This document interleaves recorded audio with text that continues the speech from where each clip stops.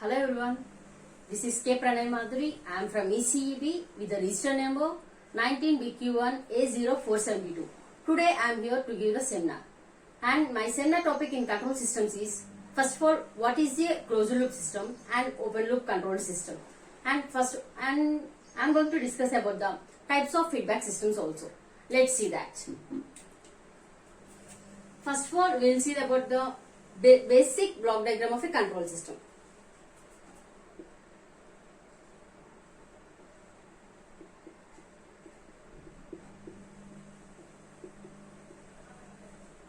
Basic block diagram of a control system.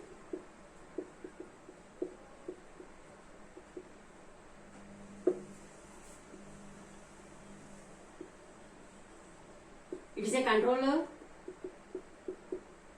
We are giving some input to the controller and it gives some output. This is the basic block diagram of a controller. And here we are going to see in the control system there are two types: open loop control system and closed loop control system. Open loop control system means there is no feedback in the control system. Let's see that what is that.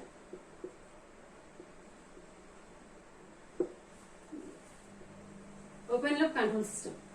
Here is the controller panel and here is the plant and this is the output and we are giving the input here and this is a controller.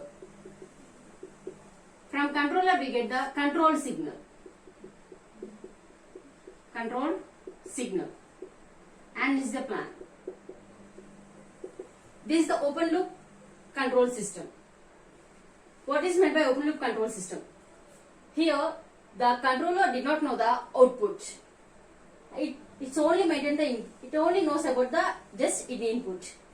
If there is any noise in the output, it does not notified by the controller. It is the open loop control system. Whereas the closed loop control system is also same as open loop control system, but the extra feature in the closed loop control system is that there is a feedback network. This is the main in the closed loop control system. There is a feedback network that is given to here. And here we have the error signal also. Here we have the error signal. This is known as error signal. This is an input. Here is output. Error signal, controller, plant. Here this error signal knows that what is the input and what is the output. If any noise is in the output, then the error signal can notify that and it can correct it and it can give as an input to the controller. And this here error signal is represented as E of S, which is equal to input plus or minus feedback, where feedback is represented by F of S. Here this input plus or minus F of S, this is a feedback. If input plus F of S, feedback system, then it is known as a positive feedback. Positive feedback. As input minus F of S, feedback system, it is known as a negative feedback. Negative feedback.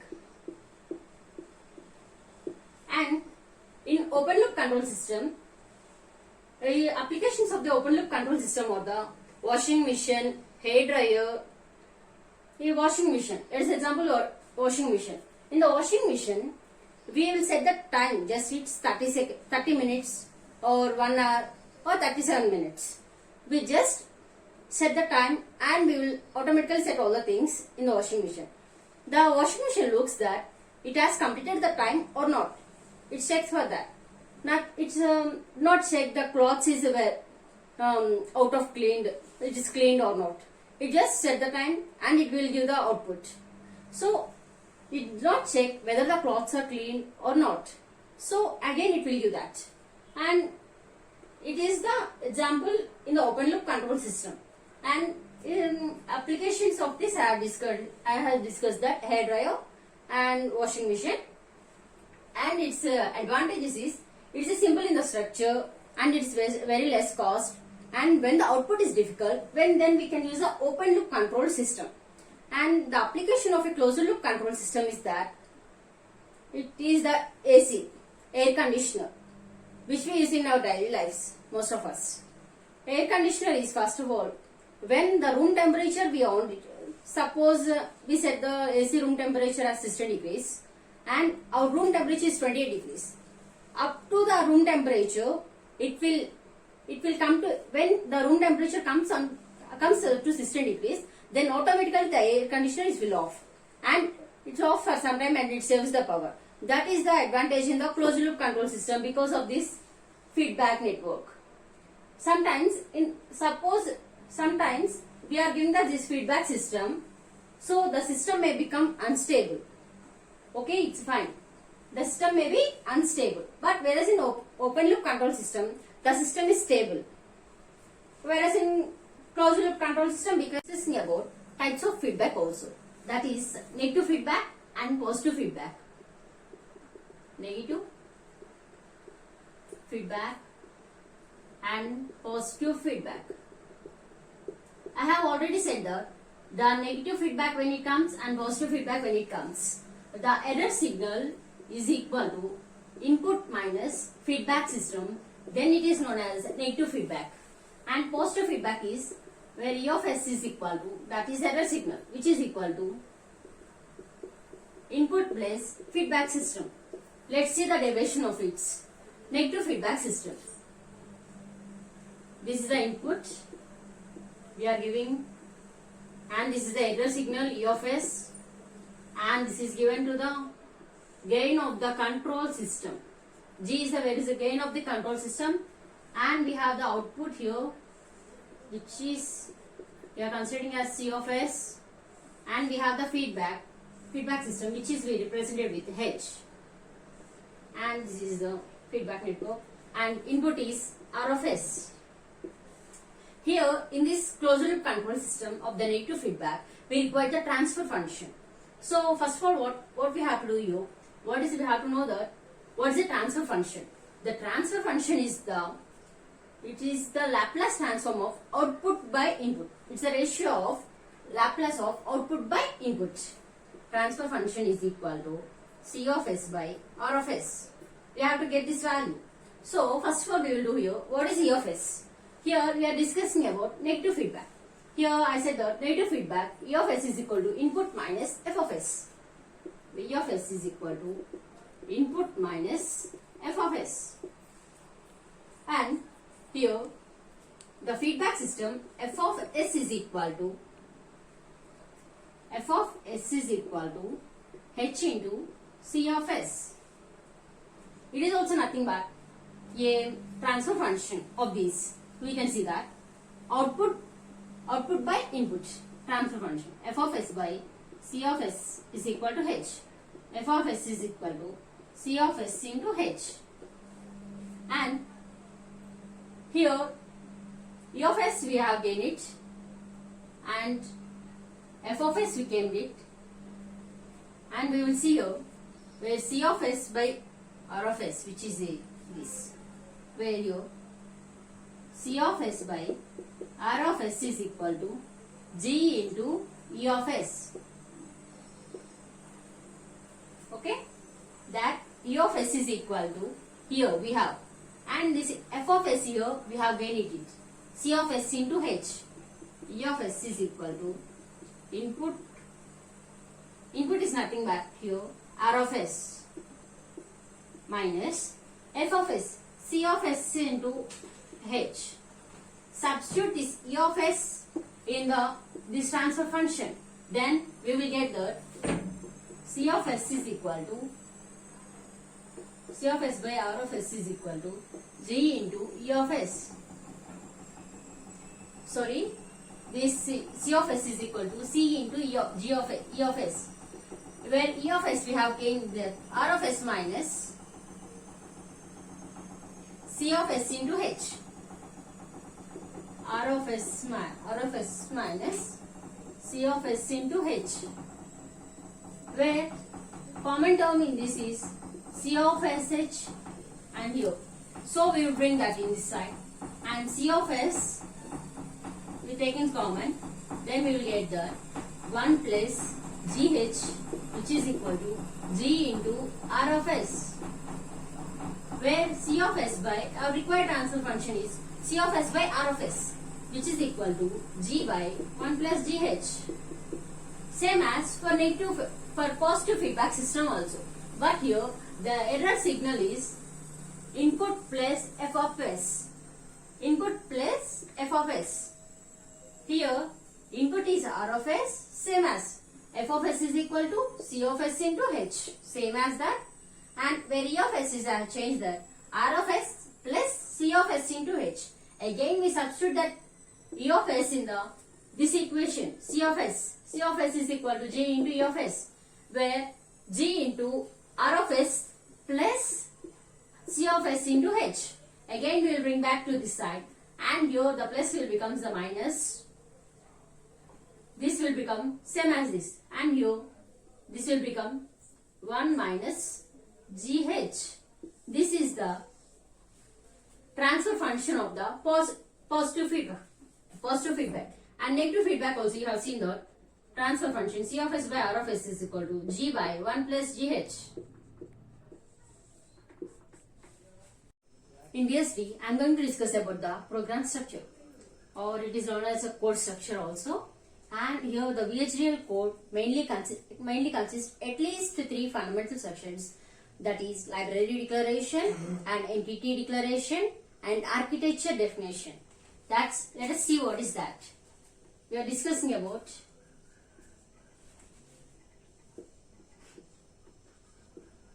program structure. In program structure, at least we have 3 fundamental sections. That is library declaration. Library declaration, and second one is entity declaration, and the third one is architecture definition.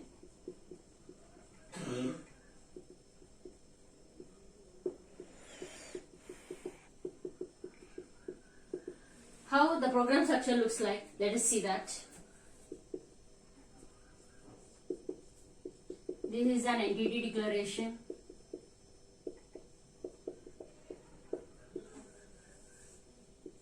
And here we have the architecture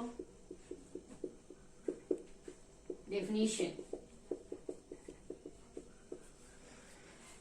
First of all, we will see that what is the library declaration.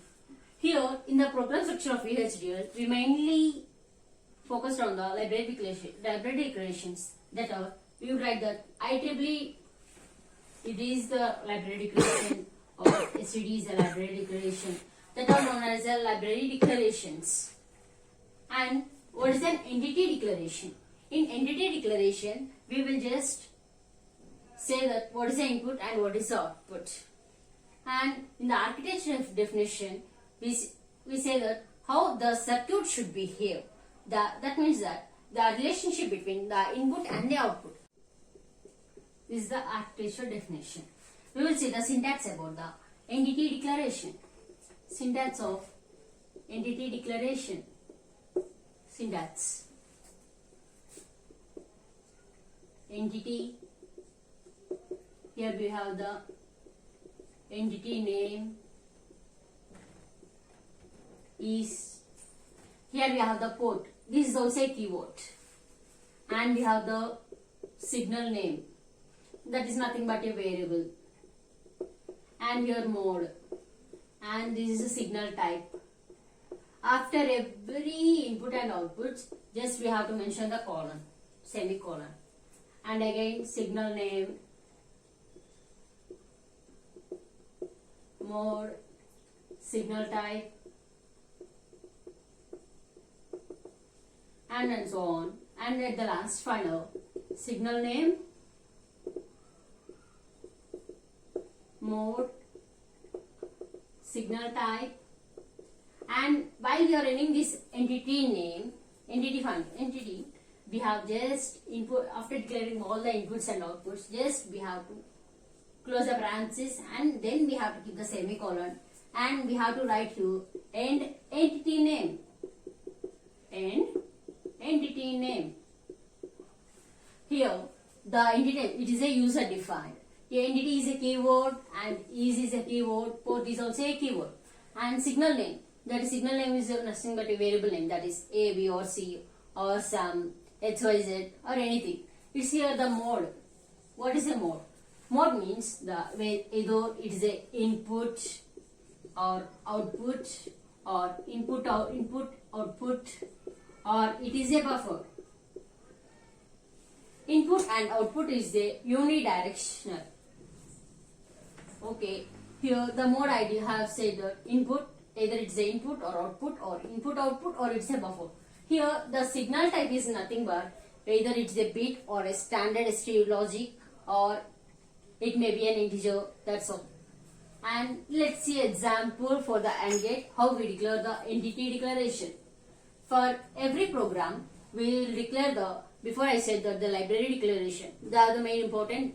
For every program, we should write the library declaration first of all. Here we will see the library declarations.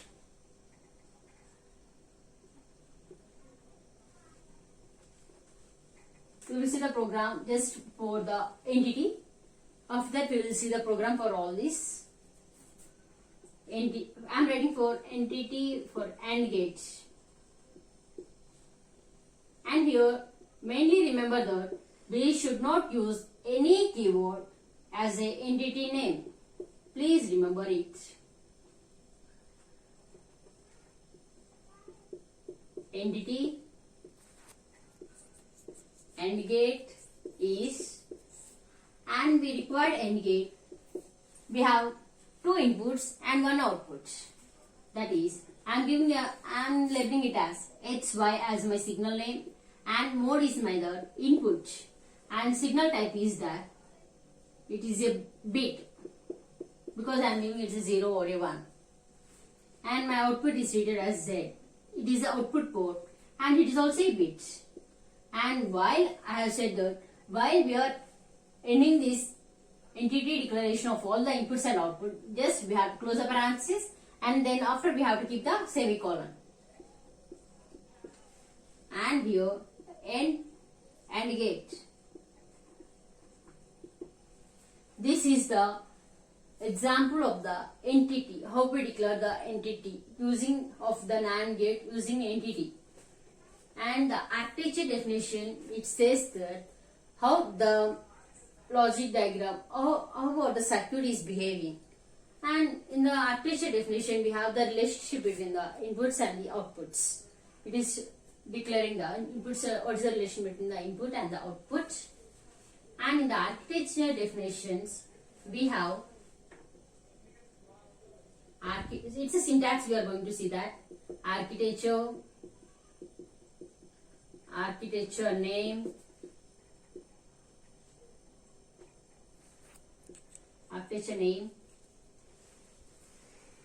and again we will declare here the entity name, that is nothing but what we have declared here, entity name. Same here we have to declare the entity name. Entity name is here in this body we have the signal declaration and function definitions and constant declarations, all we have that, and we will see that also. And here architecture definition we will write begin and the relation between the input and the output x and y, which is equal to z. I am going to here take z and z equal to, that's all. And end this architecture name. What is this architecture name I am going to give here is the AND gate underscore arc. I am going to give this. Okay, at this end my AND gate architecture. In ADC, I am going to discuss about the frequency modulation and I am going to derive the equation of the frequency modulation. First of all, what is the frequency modulation? Frequency modulation is that the carrier frequency is changing in accordance with the amplitude of the message signal. It is known as a frequency modulation. Here I am considering the carrier signal C of t as AC cos theta of t, where theta of t is the angle. Theta of t is equal to 2 pi fct plus pi, where pi is the phase angle.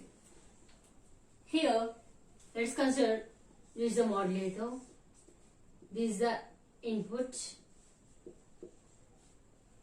fc, this is the carrier signal frequency, this is the modulator, this is the modulated signal. Fi of modulated signal, Fi is equal to fc plus kf into m of t, where this kf is the amplitude frequency sensitivity. And now I am going to derive the equation for the frequency modulation. We know that the relation between the angular velocity and the rate of and the angle, that is that angular velocity is equal to rate of change of angle, that is that omega I of t is equal to theta of t d by dt of theta of t, and where omega I of t is equal to omega I of t is equal to d by dt of theta of t. Omega I of t is equal to 2 pi fi of t, which is equal to d by dt of theta of t. To fi of t is that this is fi of t, and here now we will integrate on both sides with respect to t. Integral 0 to t 2 pi fi of t dt is equal to integral 0 to t d by dt of theta of t. It is that theta of t is equal to 0 to t 2 pi fi of t dt.